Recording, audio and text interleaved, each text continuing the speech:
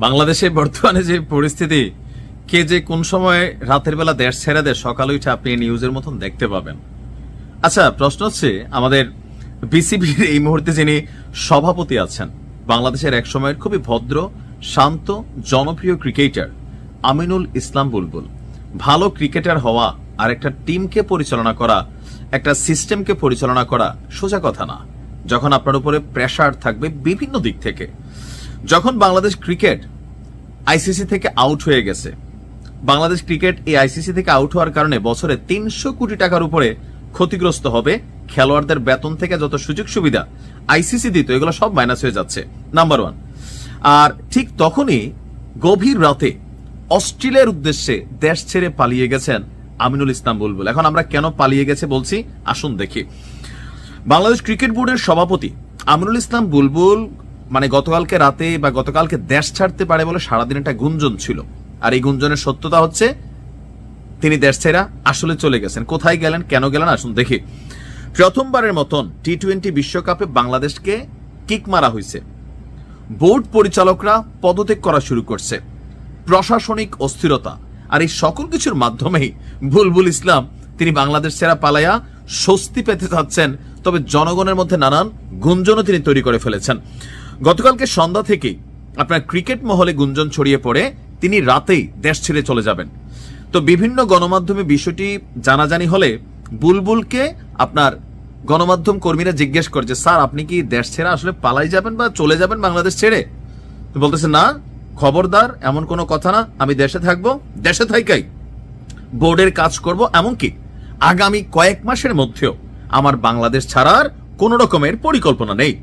তবে কয়েক ঘন্টা পরই তার অবস্থান সম্পর্কে যে তথ্য আসছে, গভীর রাতে তিনি অস্ট্রেলিয়ার উদ্দেশ্যে ঢাকা ত্যাগ করে চলে গেছেন। এখন কেন অস্ট্রেলিয়া? বোর্ডের দাবি সেখানে তার পরিবার আছে, সেখানে তিনি পারিবারিক সময় কাটাবেন, আর এমনটাই জানিয়েছে দেশের একটি ইংরেজি সংবাদ মাধ্যম।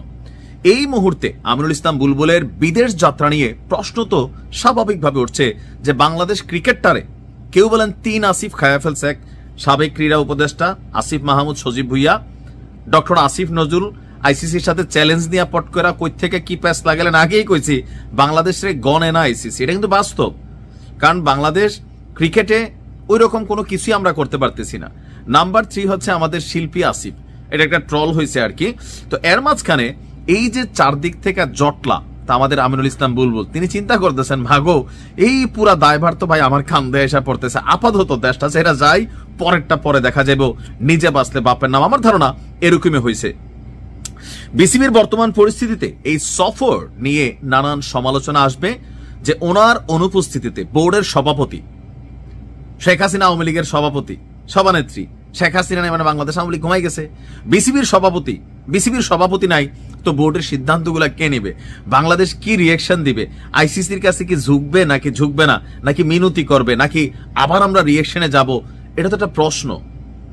তো এরকম যে আমরা পাপন রেডিয়া অনেক সমালোচনা করছি, তবে দিন শেষে দেখেন এখন আইসা এই যে জায়গাটারে পরিচালনা করা আসলে কিন্তু কঠিন। তবে আমিনুল ইসলাম বুলবুলের আমার মনে হয়েছে যথেষ্ট ভীরু এবং কি ছোট কলিজার মানুষ। সিদ্ধান্ত নিতে হবে। আপনি যখন একটা অড সিচুয়েশনকে ফেস করতে হবে, আর সেখানে নানান সমালোচনা থাকবেই, ভাই আপনি তো বিরিয়ানির প্যাকেট না, আপনি একটা আপাদমস্তক ভদ্রলোক, কিন্তু তবে এইসব জায়গাতে সবসময় ভদ্রতা দিয়ে কাজ হয় না।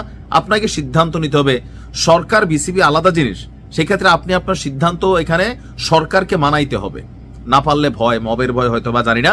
তবে কেন দেশ ছেড়া পালাইলেন তিনি এটার ব্যাখ্যা দিবেন, আমরা এটাতে এতটুকু ওনার কাছ থেকে আশা করি। ভালো থাকুন।